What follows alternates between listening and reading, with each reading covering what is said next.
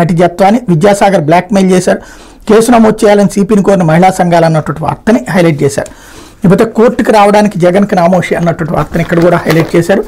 మరోవైపు బుడమేరు లీకేజీ కట్టడి ముంపు 100 మందితో పనులు నేడు పూర్తయ్యే అవకాశం. మొదటి గండి వద్ద భారీగా నీరు లీక్, జియో మెంబ్రేన్ షీట్లతో కట్టడికి చర్యలు. బుడమేరు డైవర్షన్ కెనాల్ గండ్లను సమర్థంగా పూడ్చిన అధికారులకు ఇప్పుడు బండరాళ్ల నుంచి లీక్ అవుతున్న వరద నీటిని కట్టడి చేయడం పెద్ద సవాల్గా మారింది. వెలగలేరు హెడ్ రెగ్యులేటర్ నుంచి బీడీసీకి 3.9 4.41 కిలోమీటర్ల మధ్య వద్ద పడిన గండ్లను పూడ్చి కట్టను యథాతథ స్థితికి తీసుకురావడంతో పాటు బలోపేతం చేశారు. 4.4 అలాగే 4.1 కిలోమీటర్ల వద్ద పడిన గండ్ల నుంచి నీరు పెద్దగా లీక్ కావడం లేదు, కానీ 3.9 కిలోమీటర్ల వద్ద పూడ్చిన అతిపెద్ద గండి వద్ద రాళ్ల సందులో నుంచి నీరు భారీగా లీక్ అవుతుంది.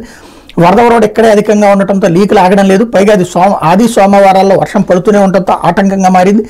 మరోసారి వరద వస్తే కట్టకు గండి పడే ప్రమాదం ఉన్నందున సోమవారం ఉదయం నుంచి 100 మంది లీకులను యుద్ధ ప్రాతిపదికన సరిచేసే పనిలో ఉన్నారు. మంగళవారం నాటికి పనులు పూర్తయ్యే అవకాశం ఉందని జలవనరుల శాఖ అధికారులు చెబుతున్నారు.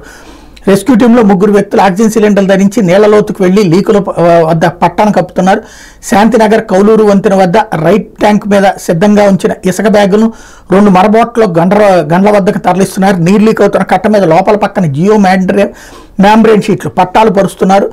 అవి కదలకుండా వాటిపై ఇసుక బస్తాలు ఉంచుతున్నారు. సుమారు 300 మంది ఈ పనుల్లో నిమగ్నమయ్యారు. పట్టాలు పరచడం పూర్తవగానే మట్టి పోసి లీకులను సరిచేయనున్నారు. మరోవైపు కట్టను పవర్ రోలర్లతో బలోపేతం చేస్తున్నారు. ఇప్పుడున్న కట్టకు సమాంతరంగా మరో బండి వేసి లీకులను కట్టడి చేసే ప్రయత్నాలు సాగుతున్నాయి. మరో రోజులో లీకేజీలను సరిచేస్తామని ఎంఈఐఎల్ కెప్టెన్ రామ వెల్లడించారన్నటువంటి వార్తని హైలైట్ చేశారు. అయితే కోలుకుంటున్న విజయవాడ వీడిన వరద